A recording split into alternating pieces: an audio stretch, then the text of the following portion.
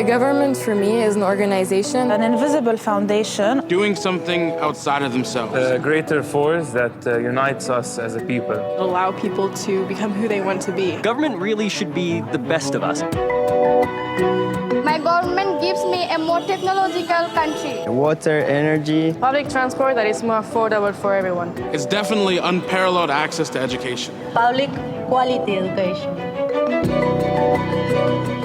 I want the government to be free corruption. To invest well all the money we pay in taxes. As a woman, I think my government should provide a better job opportunity and better job environment for me. Defending my basic constitutional rights. To be open and honest. My government owes me less traffic. In the year 2030, I want to see a better economy. 24/7 electricity, free water for everyone. Healthcare. Climate action.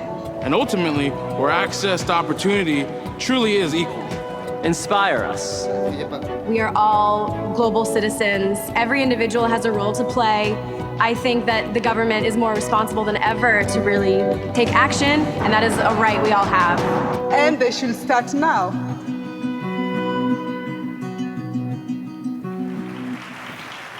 It's a pleasure to be back in the UAE. I was in Abu Dhabi just last year as a juror for the Zayed Future Energy Prize, which gave me a chance to see firsthand the kind of innovation that's taking place in this country. And as someone who's worked in government, business, and the nonprofit sector, I have been heartened by this summit's discussion of how all of us, governments, multilateral institutions, entrepreneurs, and innovators, can work together to deliver a better future. For as Ted Turner, the founder of CNN and the United Nations Foundation, likes to say, if we're going to turn things around, we all need to do our part to make it happen. Well, of course, no discussion about shaping future governments would be complete without talking about two things: the Sustainable Development Goals and young people, like those you just heard from. As the UN Deputy Secretary General eloquently explained earlier today, in 2015, 193 governments, including this one, embraced the vision of a world without poverty, with dignity for all, and opportunity for all when they adopted the Sustainable Development Goals. And they did this in concert with citizens in a global conversation that was the largest ever undertaken, built with high ambitions and even higher expectations. In 2016, our collective mission is to start moving from aspiration to action to achievement. This will happen only if we address the needs of young people. So today, I want to focus briefly on the power of youth to achieve our global development agenda and what governments in particular can do to make sure that we give them the opportunity to make a difference. Today, we have the largest ever generation in history. You've heard this from almost every speaker today. And the majority of those young people live in the poorest countries.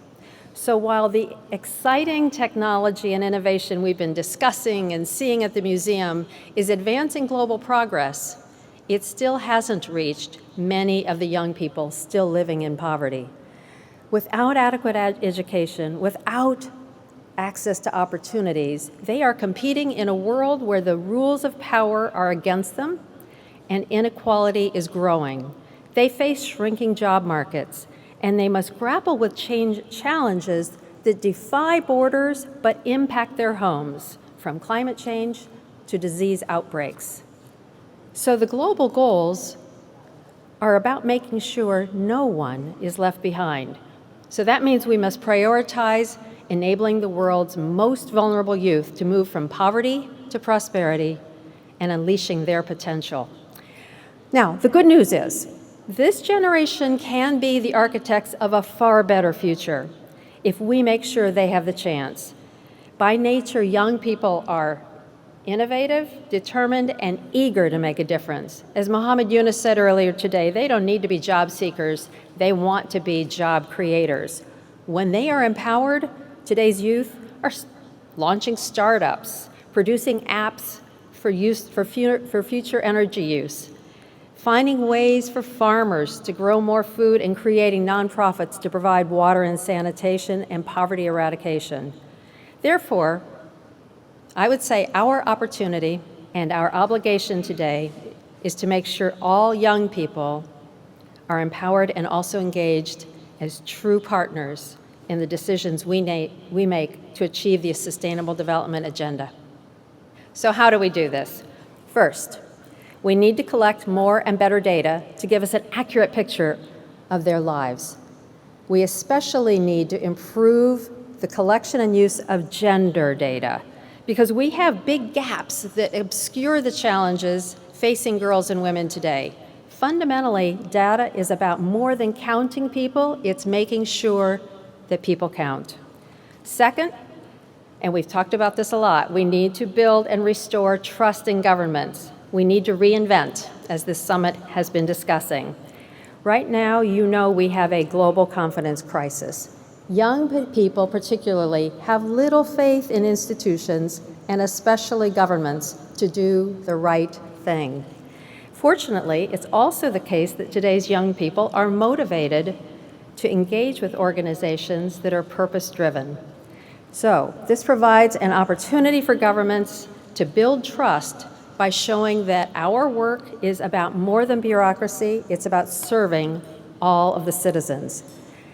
And trust is also served by transparency, and transparency is served by communicating with young people in their language, and I don't mean their language, I mean how they speak, their concerns, and in their own media. Third, governments should open their doors wider and let more young people inside. The UAE's announcement last night to bring in a 22-year-old female youth minister is exactly the kind of leadership we need. Congratulations on demonstrating disruption. Simply put, young people, especially girls, and empowering them is the smart thing to do and the right thing to do for all countries.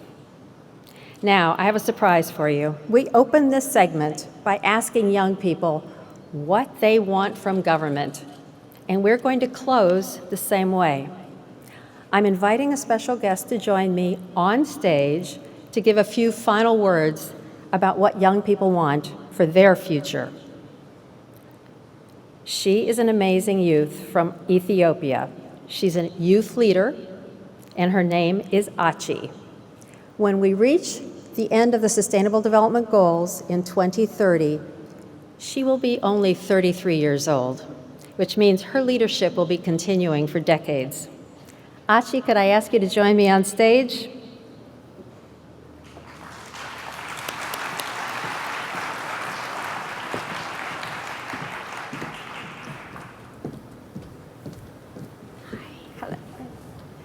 So Achi, talk to us about what your generation wants for the future. I have an audience here of young people, excellencies, dignitaries, highnesses. They want to hear from you.